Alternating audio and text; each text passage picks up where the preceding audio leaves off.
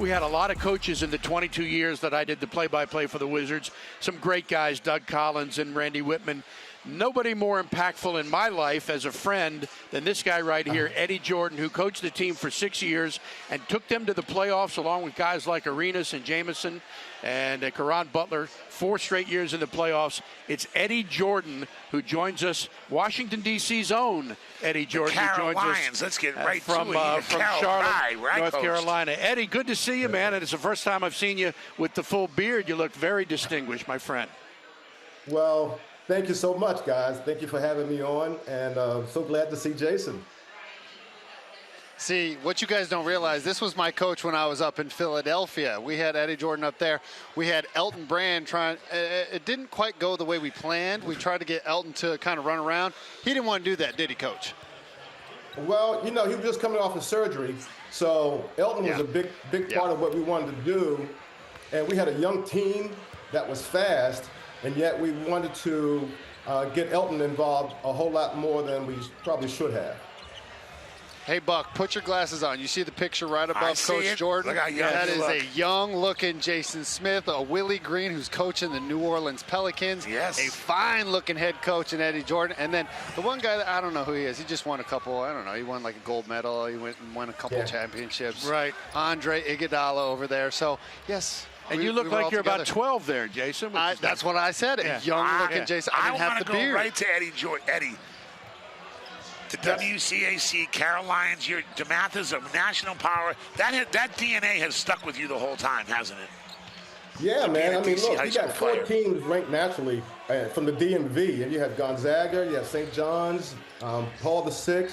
You have DeMatha still ranked in the top 25 in the top 15 in the country. But yeah, back then, if there was national rankings, I think we would be up there with DeMatha. Certainly. The Carroll teams with George Leftwich and John Thompson, they were #1 in the country. So there was a lot of legacy there. And you at Carroll, correct me if I'm wrong, I'm pretty sure this is right. Louis Grillo went to Carroll too, did he not? Yes, he did. Lou Grillo went to Carroll. He ran track, played basketball. Lou Grillo gave me my first NBA ejection. I can remember that. So that's what I was getting at, because, and for those of you who don't know, Louis Grillo was a longtime NBA referee, used to referee with myself and Joe Forte in the Urban Coalition League. But I remember doing the game, and Louis gave Eddie a technical or 2 and ejected him from the game. That was bizarre, wasn't it? That was bizarre because Lou lived around the corner from me in Southeast. So I used to go to his apartment. We used to talk basketball. And years later, he threw me out, my first ejection. How weird is that? That's so cool, man. All right, so let's talk about, because these guys were asking me before who I thought was the best modern era team. And I think you kind of have to go back to, despite John Wall and Bradley Beal being as good as they were, you got to go back to the big 3 of Caron and Antoine and Gilbert. And I'm good friends now with Ernie Grunfeld. We play a lot of golf, and he said, had those teams not suffered some of the injuries that they did, they could have gotten even farther than they did. But that was the makings of really a good core group, was it not, Eddie? Yes, it was, especially when Gilbert got hurt. He was our leader. He averaged darn near 30 points a game. We had Gilbert, Caron, Jared Jeffries, I moved to guard at 6'10" because we lost Larry Hughes. And I thought that really, really helped us. Caron went to a 3. Brendan was our center. And Brendan and Jared, people talk about Antoine and Caron and Gilbert, but Jared and Brendan were just as important in their roles for us to win the first series against Chicago and then go into play the second round with Miami. Gilbert Arenas, an interesting fellow, clearly. We all know his prowess as a basketball player. We know what he did off the court with bringing the guns into the locker room. How was all of that handled, Eddie? How did you handle a guy like Gilbert Arenas? Antoine Jameson and Caron Butler. You need great leaders in the locker room, and hopefully they're some of your top players. And certainly without Caron and without Antoine, I don't think any coach would have done it. Obviously, I wasn't there when Gilbert had the gun incident. I was in Philly with Jason. And Jason, right. You probably don't remember, but before the game, after introductions, and they introduced... Hey, Eddie, stand by one second. We got to take a quick break. We're going to come back right after this commercial, so hang in there. Talking to Eddie Jordan from Charlotte. It's the Monumental Alt-Cast here on the Monumental Sports Network. And there's Eddie Jordan and Etan Thomas as we look at the gold jerseys, which I happen to like. I thought it was cool looking. You get different views from different folks now, but in that era and when they brought that jersey out, and that was before we really started going to all kinds of crazy alternate jerseys and what have you, but I enjoyed that. So we're talking to Eddie Jordan, who you saw there, and Eddie's down in Charlotte, and one of my favorite guys, one of my favorite coaches to work with during the season. Eddie, what were your thoughts on the gold jerseys when they wore them? Well, Gilbert scored 60 against the Lakers, and we won out in L.A., so he wore that jersey. We were wearing that jersey, and I thought that was a great sign that let's keep wearing those. Yeah. But I really liked them. A lot of people, yeah, I liked them too. And that particular game, so Gilbert scored 60, and a lot of people don't remember. Kobe Bryant had 45 in that game. How about that? And Gilbert just went crazy. And I still have the box score from the game with Gilbert's signature on it, which I got in the locker room after the game, and my press pass. So those kind of things, you cherish those kind of moments. But that was an amazing game, and I like those jerseys. I got to go with it. I've been you're staying on the whole show. We didn't tell you that, by the way, Eddie. So you're not going anywhere. Look, I do a lot of college still, and Joe Boylan, who hired me, Loyola, recruited Eddie. But people don't realize you were on an undefeated Rutgers team that went to the Final Four. Right. I think it was you, Michigan, and Bobby Knight. But, your college career was stellar, and I want to kind of have you segue into Rutgers is rebuilding now. They probably, they have Dylan Harper and Ace Bailey. They have two of the top, 5 players now. But you guys were like a household name. Was it James Bailey was your center? You were undefeated in college. Yeah, we were undefeated until the Final Four. James Bailey was our starting center after the 5th game.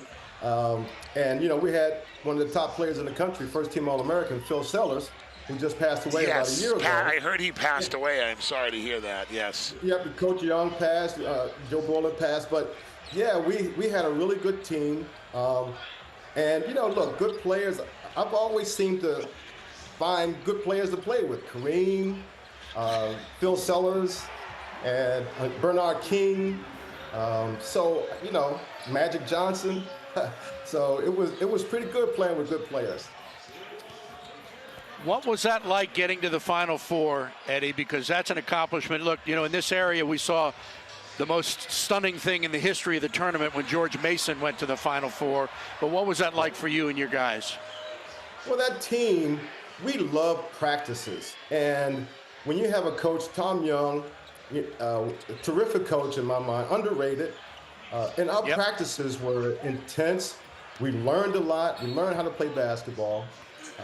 And we just ran through a really good Eastern Conference schedule. And then we came against a Michigan team that's just as fast, just as quick, just as talented as we were. Was Ricky Green on the team? Ricky Green, he had the big afro, right? Ricky Green was on that team, I think. Yeah, one of the fastest guys ever to play basketball. And, yeah, that was Phil Hubbard, who was my assistant with the Wizards. Yep. So, wow. Yeah. And then Bobby Knight, I believe. Is that his first championship, I think? Yeah. Well, for Phil? No, but did Bobby Knight win the championship that year? Yes. Did Indiana they win were that? undefeated also. Bobby Knight and Indiana were undefeated in that Final Four. We played Indiana. We played Michigan, lost to Michigan. Then we lost to UCLA in the consolation game, which they don't have anymore. So we ended up 31-2. But UCLA they were good too. They had 6 pros in the top six players. Your years coaching the Wizards, Eddie, as you look back on that, what are some of your memories? What stood out about those years? I think of those players, some of the trips we took. We had a lot of fun at that time, I think. Yeah, we did. If you look at that roster, you're talking about people as far beyond being a player. Gilbert has a very popular podcast. Karan Butler is with Miami. Antoine is in the front office. Brendan Haywood is spectacular on TV. Very good. Michael Ruffin is now with Phoenix. And Calvin Booth is the GM. Antonio Daniels and Brevin Knight are announcers for the Eddie, Spurs stand by. I got to Grizzlies. take another quick break. We're coming right back with you. Stick with us. It's the Monumental Sports Alt-Cast on the Monumental Sports Network. You see Eddie Jordan, the former Wizards coach who coached the team for 6 years. You were just finishing up, Eddie, and we have another question I want to get to, but you were finishing up on all the guys that have made the transition into either coaching or broadcasting, and it was so interesting because in that era, and there are some guys that are so young, they really just are thinking about playing and they're not really concerned about their future. But there were times on the team plane, and all the media sat in the back, where Antoine and Karan and Brendan would come to the back of the plane and pick our ear, me and Phil. They would ask us about communications and broadcasting. Now, Brendan majored in communications at North Carolina, but these guys all had an inkling of what might be to come for them, and so they would come back to the back of the plane and talk to us about Did you know that? No, I had no idea about that whatsoever. Usually the NBA players, the Players Association has an opportunity for you to go to Syracuse and learn about broadcasting and everything. Which you did, which was cool. I did, which was a great opportunity. But back in the day, you had to go back to the back of the plane, kind of pick the radio guys, pick the TV guys' mind, and it's not like that anymore today. Yeah. Eddie, we had a fan question, and it was, and this is for Jimmy and Eddie, what are your respective memories of Carroll/Brooklyn days? Yeah, Brooklyn's where the turkey thicket was. It was outdoor arena. Yeah, it's where the president of Notre Dame played and all that. But for me, it was coaching Lawrence Moten, who went to Syracuse. Can't spell super without SU. It's the first time I heard that. When the guy recruited him, I said, you should go there. I like that guy. He scored 2,000 points. Carroll Holmes was a great teacher, but he just gave me a chance to coach there. But coaching Lawrence Moten, Eddie, you had different days because did you play with Joe Howard or no? Was he after you? No, I did not play with Joe Howard, but Lawrence Moten also, like my best buddies Skip McDaniel and Ron Joyner, was a great football player. Right, and so probably should have played. He would have played the pros. He would have been like Julio Jones, big receiver type. Yeah, and so while I'm here, I need to shout out to some of my DMV special people. So absolutely. My son Jackson, my son Paul, my sister Natalie, my brother Zach, my best friends Skip McDaniel, Ron Joyner, and last but not least, Chick Hernandez and Chris Miller. Thank you very much for my buddies. Yes, and Chick was the one that always called Eddie Monty because that's his middle name.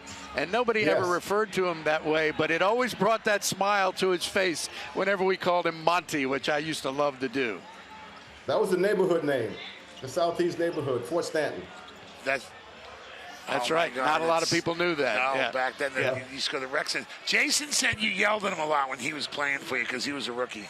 I wasn't a rookie, but I was a young guy. I was coming back off injury. So we had a very young but talented team. Check out this roster, guys. Lou Williams, Drew Holiday, Andre Iguodala, Elton Brand, Samuel Dellenberg, Maurice Spates, Willie Green, Jason Smith, and Thaddeus Young. And we eventually signed Allen Iverson in January because Lou and Maurice Spates went down with injuries in December. So, Buck, you may remember this.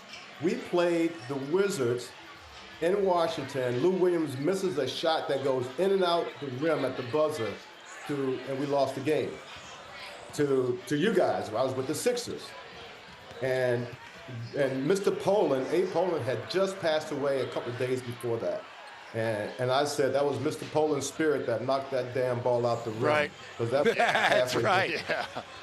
That's right. And, I agree with that. But that was a team, Jason, you may know this. That was a team that was supposed to be developed.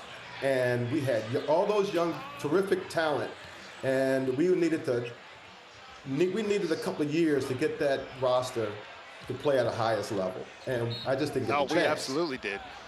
And it was tough because you had Elton Brand coming in with a young lineup it just didn't mesh that well, and it was tough to go out there and play Elton Brand's way. It was tough to get up and run up and down the floor, and we couldn't find that good balance of, oh, do we want to run? Do we want to be in the half court? Like, we just never found our identity. And then once we did find our identity, it was already past All-Star break, already to the end of the season. It was like, oh, dang, well, it's already done and gone. And also, Jason, remember, we signed Allen because Lou Williams was a great scorer for us.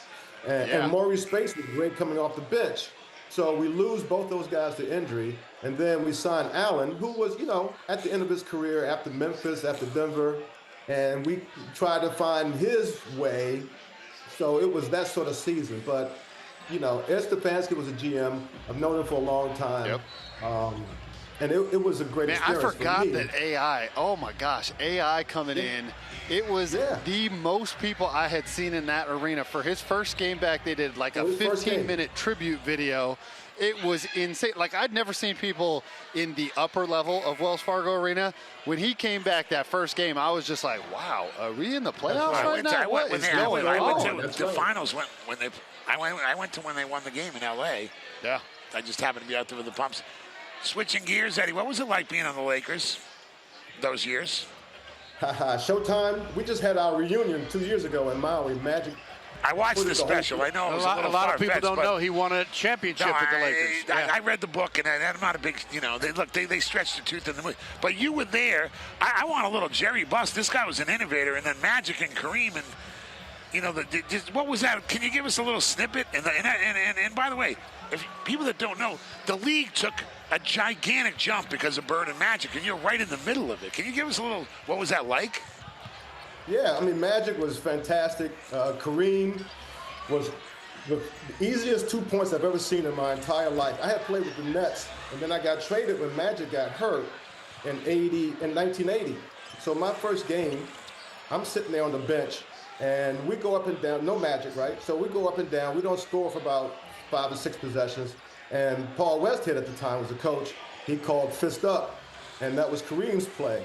So the ball went to Kareem. He went to his patented hook right in the middle of the lane, and I was in awe of how easy that bucket was. It was like the easiest 2 points I've ever seen in my entire basketball life. So, but we had Hall of Famers. James Worthy came along. We had Jamal Wilkes, Norm Nixon,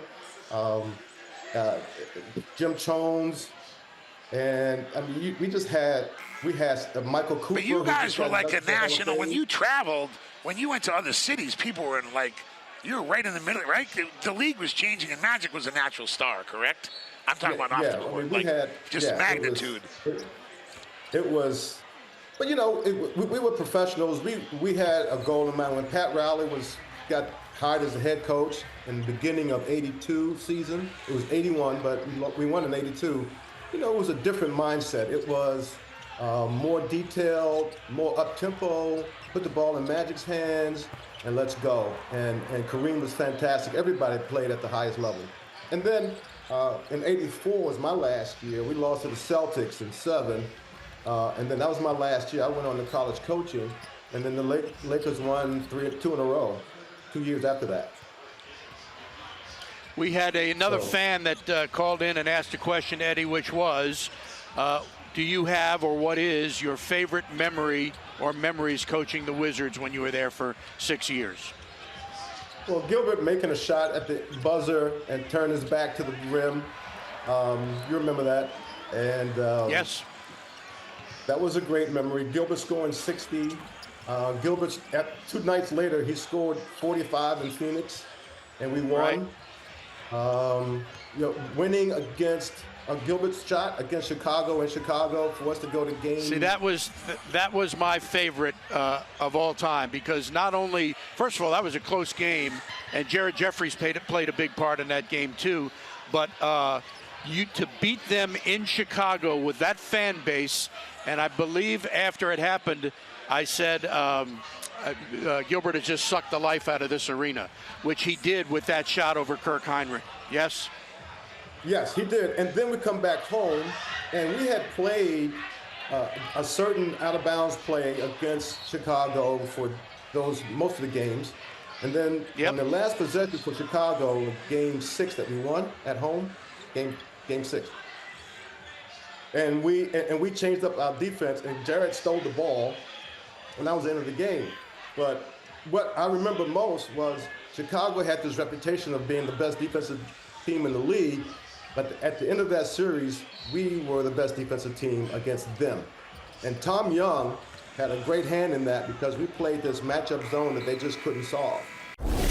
We've had Eddie Jordan, former Wizards coach, with us here on the Alt-Cast. Steve Buckhantz with Jimmy Patsos and Jason Smith. And Eddie, you'll know that your shout out to your folks, your kids, reached it because they tweeted back. Jackson and Skylar wanted to say hi to their dad, and they also wanted to know what your favorite moments were, which we just explained. But that, I know that brings a big smile to your face. Yes, it does. And they were always at the games. They loved being around the arena, and it was heartbreaking for them that I was let go, and then it was just the life of the NBA, and they were young kids, so they understand how it goes now.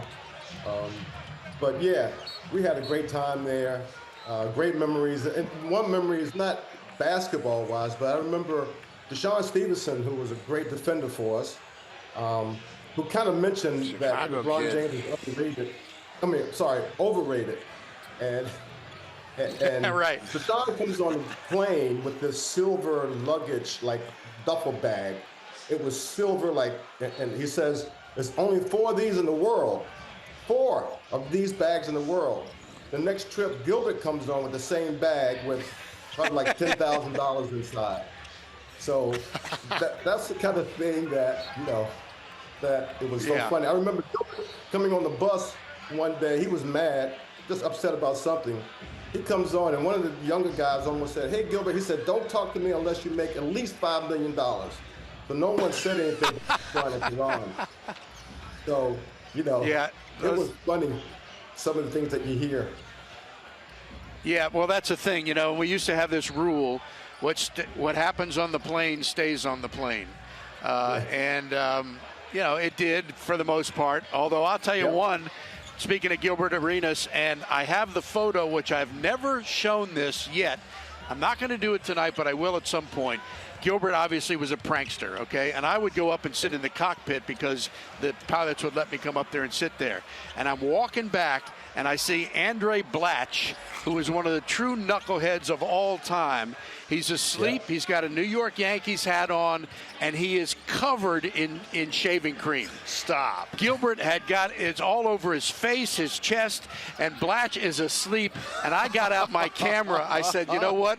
I got to document this because someday I'm going to show it, and I'll kick myself if I don't. So I took the picture. I have 2 great pictures. I never showed it because I didn't want to embarrass Andre and his mom, but I got them, and I'm going to show these pictures at some point. But that's the kind of stuff that Gilbert Arenas did.